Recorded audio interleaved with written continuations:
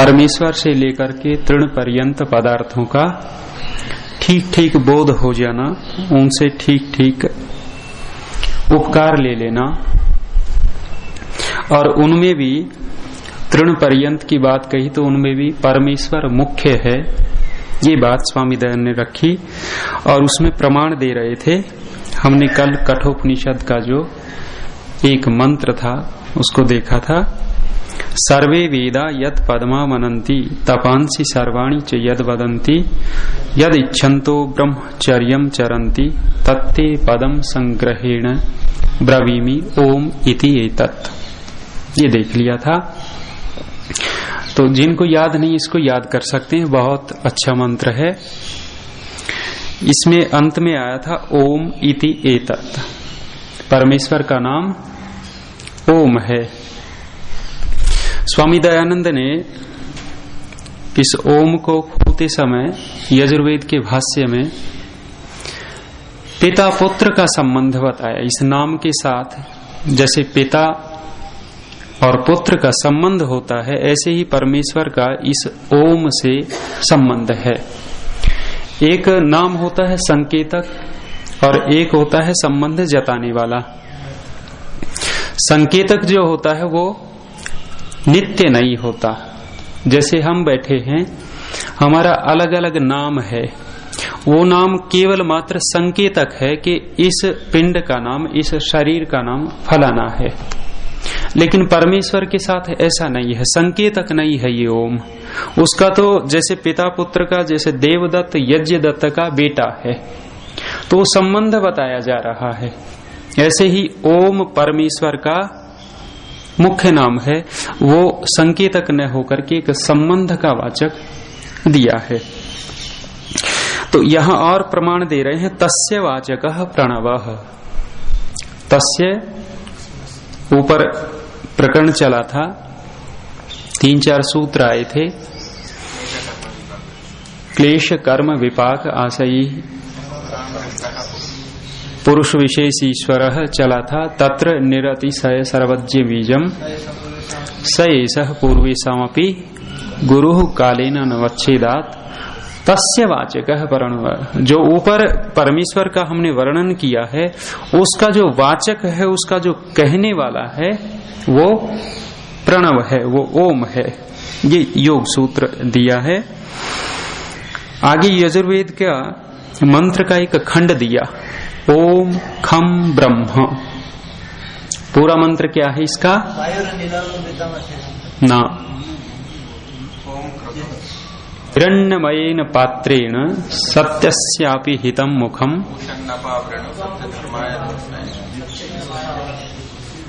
अंत में दिया ओम खम ब्रह्म। उस मंत्र का खंड दिया स्वामी जी ने। तो हिरण्यमयेन पात्रेण सत्यस्यापि हितं मुखम सो असौ आदित्ये पुरुषः सो असौ अहम। फिर दिया ओम खम ब्रह्म। तो यहां सीधा का सीधा ओम पद पढ़ा हुआ है वेद में। परमात्मा ने अपना वाचक बताया, अपना नाम बताया ओम। और ओम इसको क्यों कहते हैं?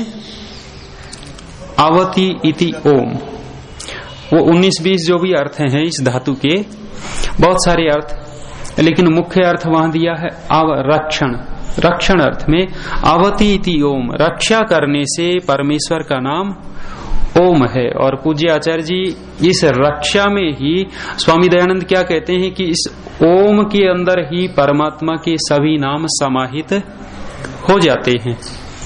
न्यायकारी है, दयालु है इत्यादि जो भी उनके विशेषण है, परमात्मा के गुण हैं, न्याय है, दया है, आनंद है, हमें ये सृष्टि को बना करके देता है, बहुत जितने भी विशेषण आप देखेंगे वो सारे के सारे यहाँ रक्षा में आकर के घट जाएंगे। वो न्याय कर रहा है हमारे साथ तो हमारी रक्षा कर रहा है, हमारे ऊपर दया कर रहा है तो हमारी रक्षा हो रही है। हमें ये सृष्टि बना करके दी है, उसका एक स्वभाव है कि सृष्टि को बनाता है, तो इससे हमारी रक्षा हो रही है। मूल में आप जितने भी नाम देखेंगे हमारी रक्षा मिलेगी। तो आवति इति ओम, रक्षा करने से परमेश्वर का नाम ओम है, और खम दिया आकाशवत व्यापकत्वात् खम, आकाश के समान व्यापक होने से परमेश्वर का नाम खम है। संध्या के मंत्र में बोलते हैं ओम खम ब्रह्म पुनातु सर्वत्र, सर्वत्र हमारी पवित्रता परमेश्वर करे। और कैसा परमेश्वर? खम रूपी जो परमेश्वर है जो सर्वत्र व्यापक है। तो आकाशवत व्यापकत्वात् खम, ये कहाँ लिखे हैं? आवती इति ओम आकाशवत व्यापकत्वात् खम, सत्यार्थ प्रकाश प्रथम समोल्लास में स्वामी जी ने दिए हैं। और फिर दिया है सर्वेभ्यो महत्वम ब्रह्म, सबसे महान होने से परमेश्वर का नाम ब्रह्म है। तो ओम खम ब्रह्म, ये परमेश्वर ने यजुर्वेद के 40वें अध्याय के अंतिम मंत्र में अपनी जानकारी दी है कि मैं ये हूं।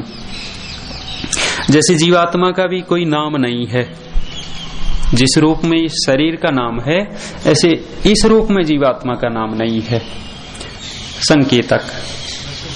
लेकिन संबंध रूप में क्रतु जरूर कहा है उसको। क्रतु सम्र जो भी उस मंत्र में आया, क्रतु जो आया है वो क्रतु किस लिए है? क्रियाशील है, अत सातत्य गमने, लगातार गमन करता रहता है, क्रिया रहती है। ओम इति ब्रह्म, ये तैत्रीय आरण्यक का स्वामी जी ने दिया। ओम का हम अर्थ देख ही चुके और ब्रह्म का भी अर्थ देख चुके। ये प्रमाण रूप में स्वामी जी ने दिया है कि तैत्रीय उपनिषद कार भी अरण्यक, तैत्रीय आरण्यक दिया है, यहाँ उपनिषद में ही है। तो वहां भी परमेश्वर का नाम ओम है। अब आगे चलते हैं, मुंडक का दे रहे हैं। तत्र अपरा ऋग्वेदो यजुर्वेदः सामवेदो अथर्ववेदः शिक्षा कल्पो व्याकरणम निरुक्तम छंदो ज्योतिषम इति अथ परा यया तद अक्षरम अधिगम्यते। वेद में दो प्रकार की विद्याएं बताई। चारों वेदों का मुख्य यही है, दो प्रकार की विद्या, एक अपरा और एक परा विद्या। परा माने जब गांव में रहते थे तो ओपरा पराया सुनते थे, ओपरा पराया। आप लोगों ने सुना है? नहीं सुना है जी? ओपरी हवा, ओपरा पराया हमने सुना, सबने शायद नहीं सुना होगा। हरियाणा उत्तर प्रदेश में तो चलता है, नहीं चलता होगा और कहीं। तो वैसे कहते थे ओपरी हवा घुस गई इसके अंदर। ओपरी हवा माने बाहर की हवा माने कुछ दूसरा ही घुस गया इसके अंदर, भूत घुस गया। लेकिन ये ओपरा पराया जो चला है ना, बिल्कुल ठीक चला है। ग्रामीण परिवेश में जो इस भाषा को बोलते हैं ओपरा पराया, बिल्कुल ठीक लगता है। एक होता है ओपरा, एक होता है पराया। जब हमारे घर पर कोई आता है तो हम देखते थे, पूछते कौन आया है, ये ओपरा आदमी है। ओपरा आदमी ने अपरिचित आदमी है। और जब कोई आता देखते, परिचित तो है लेकिन कहते थे पराया आदमी है। पराया माने अपना नहीं है, परिचित जरूर है लेकिन अपना नहीं है। तो ये वहीं से ओपरी पराई हवा चल पड़ी। तो यहां भी परा शब्द आया, परा, ओपरा परा, वहीं से कहीं न बिगड़ करके कुछ न कुछ हुआ है मामला। सारा की सारी भाषा यहीं से गई है, संस्कृत से गई है। तो यहां परा जो आया, अपरा परा। परा माने जो परे है, जो दिखता नहीं है, जो सामने जो चीज होती है वो दिखती है और जो सामने नहीं होती वो नहीं दिखती। जो नहीं दिखती उसी को कह दिया परा। और जो अपरा माने जो परे नहीं है, जो सामने है, उसको अपरा कह दिया। तो वेद में दो प्रकार की विद्याएं, परा और अपरा। तो यहां कहा तत्र अपरा ऋग्वेद यजुर्वेद सामवेद अथर्ववेद, चारों वेद अपरा विद्या में आ जाते हैं, ऊपर की विद्या में। और शिक्षा, कल्प, व्याकरण, निरुक्त, छंद, ज्योतिषम इति, जितने भी शास्त्र हैं आपके, ये कह सकते हैं कि वो सारे के सारे अपरा विद्या में आते हैं। अथ परा यया तद अक्षरम अधिगम्यते, और जो परा है वो तद अक्षरम अधिगम्यते। अक्षर किसको कहते हैं? न क्षरम इति अक्षरम, जो क्षय को प्राप्त नहीं होता। और क्षय को प्राप्त कौन नहीं होता है जी? परमेश्वर क्षय को प्राप्त नहीं होता। यहाँ परमेश्वर को ही ले लेते हैं। तो पराविद्या क्या है? जो क्षय को प्राप्त नहीं होता, उसकी जो विद्या है परमेश्वर की विद्या है। इसका ठीक से अर्थ मैंने देखा नहीं।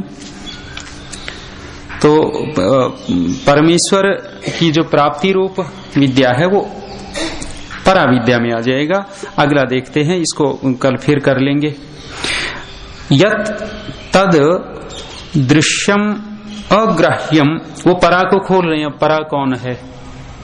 परा माने जो आंखों से नहीं दिखता, परा माने जो स्पर्श से नहीं अनुभव होता, परा माने जो जीवा से अनुभव नहीं होता, परा माने जो नासिका से नहीं सूंघा जाता, परा माने जो अन्य इंद्रियों से ग्राह्य नहीं है, वही खोल रहे हैं। यत तद अदृश्यम, यह जो अदृश्य है, जो दिखता नहीं है, अग्राह्यम, जो ग्रहण नहीं होता, अगोत्रम, जिसका कोई गोत्र नहीं है, अवर्णम, जिसका कोई वर्ण नहीं है। वर्ण माने एक तो रंग और दूसरा वर्ण क्या है?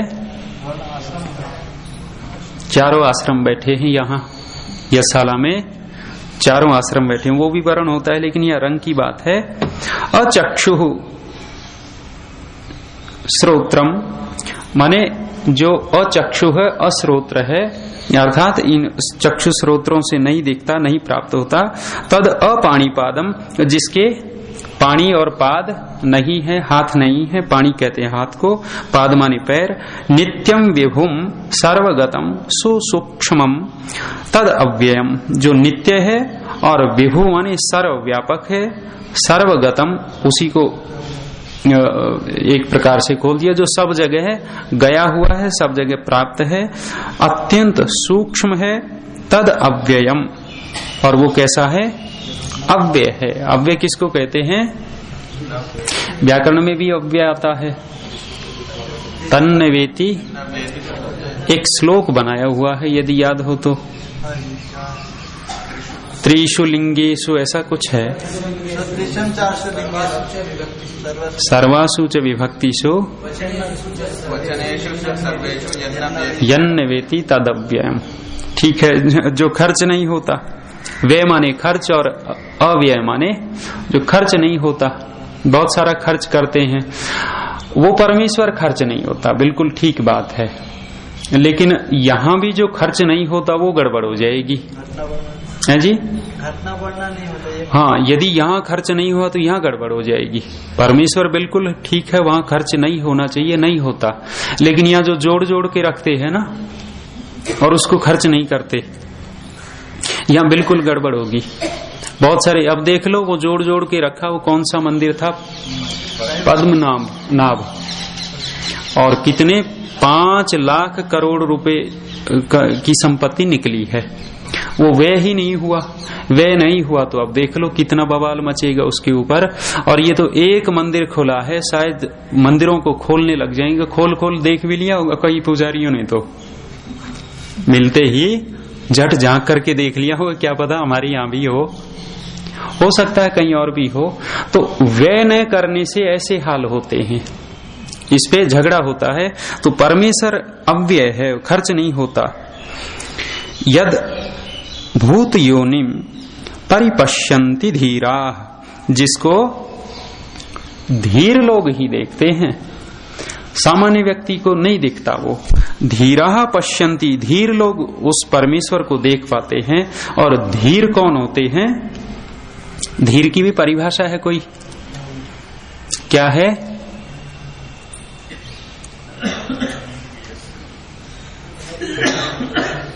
सामान्य सा कर लो, हैं? जो धैर्य रखता धीर है, ठीक है, नहीं आता तो इतने में काम चला भाई। जो धैर्य रखता है वो धीर है। और धैर्य माने धृति क्षमा, दो शब्द वहां दिए।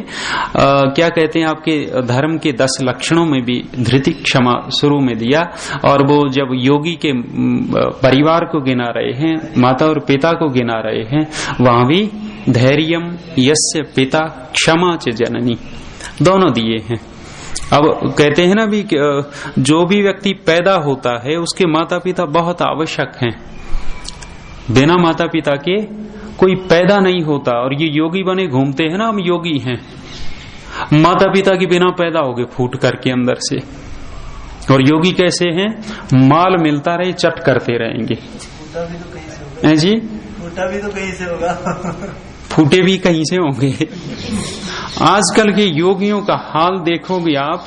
हम योगी हैं, हम आश्रम बना रहे हैं, भूखंड खरीदेंगे, क्रय करेंगे और ऐसी जगह हिमालय के ऊपर लेंगे, नदी के किनारे लेंगे, हमें पैसा दो, हम योगी हैं।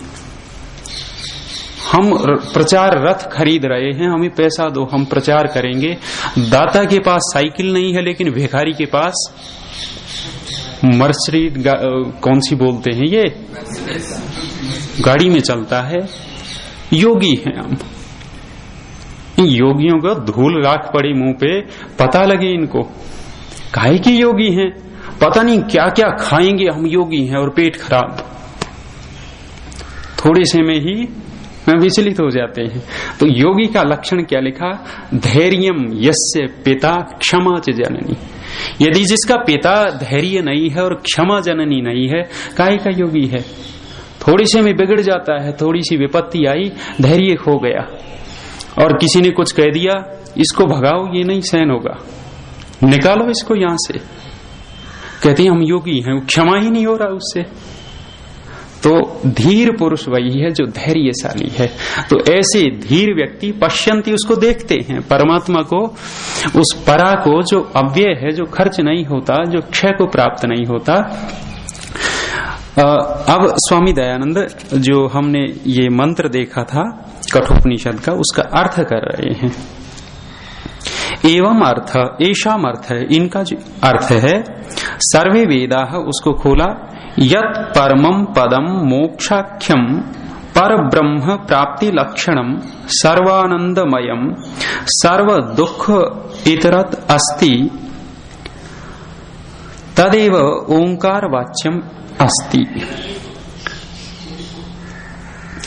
करें यत् परमं पदम, जो परम पद है। परम हम सबके सामने नहीं लगा सकते, जिसकी पराकाष्ठा होगी, जिससे ऊपर कोई है ही नहीं, हम उसको परम कह सकते हैं। आप देखेंगे जितने भी ये गुरु लोग हैं या कोई और हो जाते हैं, तो मंच पे जब आते हैं तो परम पूज्य स्वामी जी महाराज आ गए, परम पूज्य बड़ा चल रहा है। और परम वहां लगा सकते हैं जिस उसके ऊपर कोई है ही नहीं, वो है परम। और इसके ऊपर तो ढेर सारे हैं, इतनी दुनिया लंबी चौड़ी पड़ी है, कहां से परम हो गया। एक मैंने बताया था, ये बहुत सारे जगत गुरु तो लगाते हैं, जगत गुरु। एक ने लिखा अपने सामने ब्रह्मांड गुरु, कर लो मुकाबला, कहां तक करोगे। जगत गुरु तो बहुत देखे, लेकिन उसने कहा हम ब्रह्मांड गुरु हैं। परम ब्रह्मांड गुरु जी, परम ब्रह्मांड लिख लेंगे। तो यहाँ कह रहे हैं यत् परमम पदम, जिससे ऊपर कोई पद है ही नहीं, मोक्षाख्यम, जिसको मोक्ष भी कहते हैं। सबसे बड़ा पद क्या है, मोक्ष है, मुक्ति का सुख है। पर ब्रह्म प्राप्ति लक्षणम, और जो वो परमात्मा है, ब्रह्म रूपी परमात्मा, उसका प्राप्ति का जो चिन्ह है, लक्षण है, सर्व आनंदमयम, जो सब आनंदों से भरा हुआ है, आनंदमय है। मय हो जाना, ये बहुत बड़ी बात है। कहते हैं ना तन्मय हो गया, और ये मय हो जाता है, वही समझो कि वो बस उससे ऊपर कुछ नहीं दिखता होगा। ये करमवीर जी कल बता रहे थे, बोले मथुरा में, वृंदावन मथुरा की घटना बता रहे थे। कोई किसी ने एक नाटक खेला, किससे होते थे ना, पार्टी मथुरा की थी, कहीं और खेला। कोई किस्सा खेला होगा, कोई दो भाई थे, उनके माता पिता मर गए, राजा ने दूसरा विवाह कर लिया। ऐसे कारुणिक कथा सुनाई करें, रात के 3 बज गए और लोग उठ नहीं रहे, और कोई भी ऐसा व्यक्ति नहीं होगा जिसकी आंखों में अश्रुधारा नहीं बह रही हो। इसको कहते हैं तन्मय हो गया।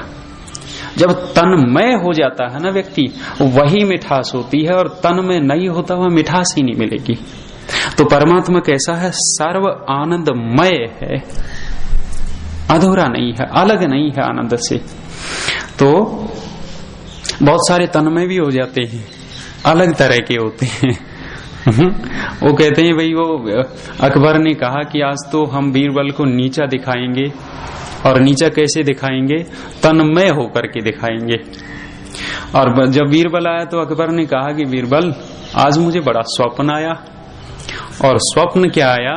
बोला, मैं तो शहद के गड्ढे में गिरा हुआ था, तन्मय हो गया शहद में, और तू तो वही किसी और में गिरा हुआ था, शौच में गिरा हुआ था। और बीरबल ने झट से कहा कि महाराज बिल्कुल ठीक कहा, मुझे भी यही स्वप्न आया कि आप तो शहद के गड्ढे में गिरे हुए थे और मैं शौच में डूबा हुआ था, लेकिन अंतर इतना था कि मैं आपको चाट रहा था और आप मुझे चाट रहे थे। अंतर बस इतना था, तन में हो गए वे गिर के। चलिए, सर्व आनंदमय, तो परमात्मा आनंद से मय है। आगे कहा सर्व दुख खेद, क्या है ये? सर्व दुख इतरत अस्ति, सब दुखों से अलग है। परमात्मा के पास किसी भी प्रकार का दुख नहीं है। बहुत बड़ी बात है ये। पूरा शरीर में यदि कहीं छोटा सा भी एक इतना सा कांटा गड़ जाता है ना, ये जो होता है, आप देखेंगे मक्खी देखेंगे, इस मक्खी का कांटा बहुत छोटा होता है, लेकिन वही गड़ जाता है तो कितना कष्ट होता है। माने एक इतनी सी भी बात हमें इतना विचलित कर देती है, तो परमात्मा के बाद पास इतना रत्ती भर भी दुख नहीं है। सर्व दुख इतरत अस्ति, अलग है उससे। तदेव ओंकार वाच्यम अस्ति, वही ओंकार वाच्य है, परमेश्वर का नाम ओंकार है। इस मंत्र को जल्दी जल्दी में पूरा कर रहा हूं।